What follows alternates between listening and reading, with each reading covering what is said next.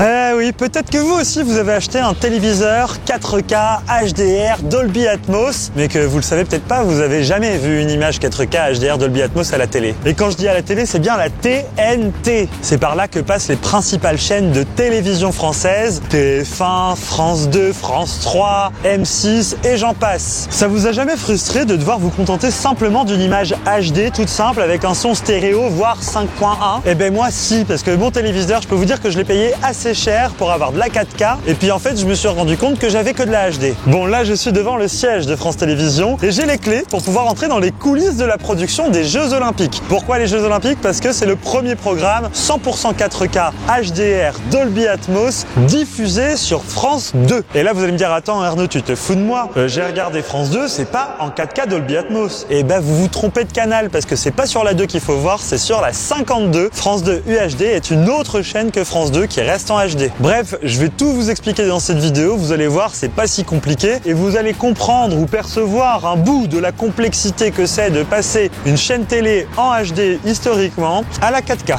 Déjà, faut comprendre que les Jeux Olympiques impliquent une réalisation particulière. Chaque sport est filmé sur chaque site différent partout en France et à Paris et les chaînes télé du monde entier récupèrent le match qui les intéresse. Ben oui, vous avez remarqué en France, c'est les matchs français qu'on diffuse, c'est pas les matchs japonais ou hollandais. Cela implique que le Comité international olympique, le CIO, organise tous ces flux de diffusion vidéo dans un seul et même centre qui se trouve au Bourget, près de Paris. Ensuite, chaque chaîne télé fait sa popote. France Télévisions, eux, ils choisissent de prendre les matchs français par exemple. Et donc là, je vous emmène dans un des data centers de France Télévisions qui récupère les différents flux du CIO en 4K pour la première fois. Et c'est ici que sont réceptionnés tous les signaux 4K des Jeux Olympiques.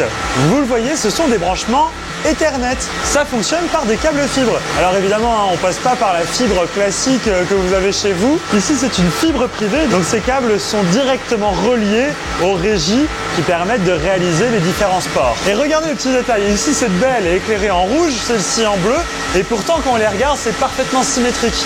C'est pas pour rien, c'est qu'en fait, tous les câbles existent en double. Il y a 2 fois les branchements, parce que si jamais quelque chose tombe en panne ici, ça fonctionne ici. Et c'est comme ça qu'on s'assure que jamais, par n'importe quel problème technique, vous pourriez louper un sport. Bon, et passer de la HD à la 4K, c'est pas si simple que ça. Évidemment qu'il va falloir changer tous les éléments de la chaîne de production, parce que la 4K, ça commence sur la caméra. Et oui, il faut que les caméras soient compatibles à la captation 4K HDR. Ensuite, il y a des modifications sur les micros, parce que si on diffuse en Dolby Atmos, vous vous doutez bien qu'il y a plein de nouveaux canaux audio pour pouvoir faire un son immersif, comme vous pouvez avoir l'expérience au cinéma. Et ça, je vais en parler un peu plus tard dans la vidéo. Donc on commence par des changements sur la captation. Bref, tout ça, ça implique du changement matériel et du budget. Et forcément, ça prend du temps de valider tout ça.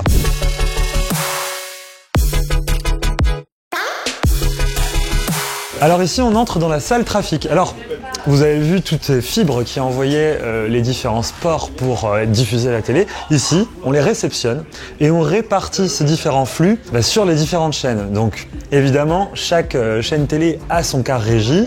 Et donc ici, les flux UHD, on le voit bien, c'est noté sous les différents multiviews. Eh bien, elles sont envoyées en direct à la bonne chaîne. Puisque regardez, c'est le plus important. Ici, il y a un planning de diffusion. Et donc, le principe de ce planning, c'est de savoir à quelle heure, quel sport doit aller sur quelle chaîne. Le but, c'est de diffuser un maximum de sports sur chaque chaîne et de jamais se marcher dessus.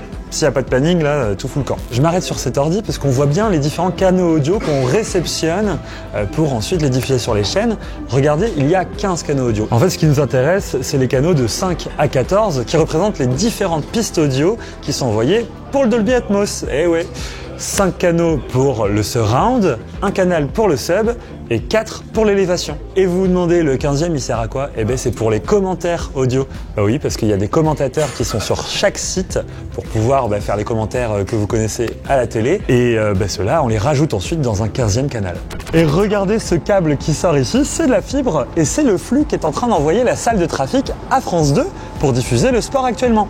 Le câble, hop, il continue et il entre dans le car régie. Alors ce car régie, c'est vraiment la crème de la crème. Vous avez déjà vu ce car régie en réalité sur notre vidéo qu'on a fait à propos des coulisses de l'Eurovision Junior. C'est le même car régie qui est utilisé pour les Jeux Olympiques en UHD sur France 2 et on va rentrer dedans et vous allez voir que c'est un peu zinzin. Regardez-moi toutes ces images, ça clignote de partout. C'est ici qu'on a le Final Cut. Le réalisateur choisit quelle image apparaît à la télé et donc ici, vu que la réalisation des sports est faite sur chaque site et que le sport, vous vous souvenez, on l'envoie dans la salle de trafic jusqu'ici dans le car régie, au final le travail du réalisateur ici se concentre uniquement sur alterner entre le plateau télé où l'animateur va commenter, faire la passation d'un sport à l'autre et la réalisation qui est faite sur le site avec le sport. Donc c'est assez impressionnant puisqu'on peut avoir une vue de tous les différents flux vidéo qui viennent d'un peu partout ici au JO et vous voyez toute l'équipe qui travaille ici ensemble pour pouvoir faire les bons choix et vous montrer les bonnes images au bon moment et les plus intéressantes. Et vous le voyez, il y a également des opérateurs qu'on dit LSM, ce sont eux qui vont choisir les meilleurs moments du match et vous les mettre en replay dans un espèce de petit best-of. Vous voyez ces petites séquences, le meilleur coup droit, le meilleur shoot, bref, c'est eux qui le font. Donc là, ce qui est important de comprendre, c'est que tout ça, c'est passé en 4K. Et ça, c'est une nouveauté parce que tout le fonctionnement que je vous ai donné, ça marchait pareil en HD. Là, la nouveauté en 4K, c'est qu'on passe donc par la fibre pour transmettre l'image. On n'est plus avec l'ancienne technologie qui était un câble SDI. Et donc, quand une image en HD pesait 1 gigabit par seconde, ce qui est déjà pas mal, une image en 4K HDR, ici, va peser entre 8 et 10 gigabits. Vous vous rendez compte de à quel point il faut augmenter le tuyau et la capacité de débit d'information pour pouvoir traiter cette image en direct et qu'il n'y ait pas de délai entre ce qui se passe en vrai et ce qui se passe dans votre téléviseur. C'est ça qui fait absolument tout changer dans les infrastructures. Et ici, le car régie que vous voyez, il est absolument inédit. Il n'y en a que quelques-uns ici en France qui sont capables de traiter une image 4K et Dolby Atmos pour le son. Actuellement dans la cabine son du car régie, regardez, ici ce sont 4 nouveaux éléments, des enceintes qui sont placées au plafond. Bah oui, parce que le Dolby Atmos, ça implique qu'il y a un mix également dans l'élévation. Et là, vous le voyez sur les images que je vous partage, ce sont les micros qui captent l'ambiance du stade et donc qui permettent d'avoir cette espèce de son d'ambiance qu'on a dans l'élévation ici. Le reste du travail ici dans cette cabine son pour France 2, c'est de mixer les commentaires audio français et le mix Dolby Atmos qui est envoyé depuis le site de captation. Bref, vous l'avez compris, le fait de tourner, de réaliser puis de diffuser en 4K, ça a impliqué des changements sur toute la chaîne de production. Des changements qui exigent deux choses, des machines plus puissantes pour traiter plus de données et un budget bien plus conséquent. Bref, vous l'aurez compris, passer à la 4K, c'est pas si simple. Surtout quand on sait qu'on diffuse par la TNT. Bah oui, parce que chez France Télévisions et même TF1, M6 et tout, leur canal de diffusion principal, c'est la TNT. Aujourd'hui, la norme sur la TNT, c'est de diffuser en 1080i, c'est-à-dire qu'on fait de l'entrelacé, un peu comme sur les vieilles télés cathodiques qui existaient il y a longtemps. Donc pour vous dire que c'est encore l'ancien monde. Aujourd'hui, on passerait donc en UHD 50 images secondes, donc chaque image s'affiche les unes après les autres et pas avec le fonctionnement de l'entrelacé. Et ça implique que sur le canal de la TNT, qui est une onde, on prenne plus de bandes passantes, parce que, je vous l'ai dit, la 4K, ça prend plus de place. Pour vous donner une idée, quand on diffuse une image en HD sur la TNT, par exemple France 2, le débit atteint les 8 mégas par seconde, ce qui est très très peu. À titre comparatif, les plateformes type Netflix, Disney+, ou même Amazon Prime, elles tournent plus autour des 15, 20, 25, parfois 30 mégabits par seconde. Sachez que le canal UHD de France Télévisions, il est en 30 mégabits par seconde. Donc c'est un canal qui est bon, qui est riche, qui offre une image avec un joli spectre. Et là, vous allez me dire, attends, mais Arnaud, pourquoi ils n'ont pas juste remplacé France 2 par France 2 UHD? C'est-à-dire que quand on clique sur la 2, on passe direct en 4K, quoi. Il n'y a plus de HD, c'est fini. C'est simple, on n'est pas tous passés à la 4K dans notre maison. Alors oui, il y a peut-être peu de personnes que vous connaissez dans votre entourage qui n'ont pas encore de télé 4K, mais par des soucis d'accessibilité pour tous, on garde encore la HD comme chaîne principale. Surtout que là, on parle d'une 4K HDR, donc il faut que la HDR soit correctement gérée par le téléviseur. Et tout ça encapsulé avec un son Dolby Atmos, donc il faut que le Dolby Atmos soit décodé par le téléviseur. Ou bien que vous puissiez avoir le choix entre stéréo et Dolby Atmos. Bref, tout ça, ça implique quand même que les gens soient équipés correctement chez eux, et donc se priver d'une petite partie d'une audience pour une chaîne télé, ce n'est pas possible. Alors ici, chez France Télévisions, ils sont incapables de nous donner des échéances, parce que moi j'ai demandé quand est-ce qu'on passera à la 4K sur la chaîne principale. Et ben la réponse c'est quoi? C'est pas maintenant du tout. Parce que même si le canal 52 pour France 2 UHD va continuer d'exister après les Jeux Olympiques, donc vous aurez encore France Télévisions en 4K, les programmes eux ne seront pas captés en 4K, ils resteront en HD. Donc vous aurez tout simplement un upscale, la source HD agrandie en 4K, donc ce sera pas beaucoup plus net, mais ce sera en 4K.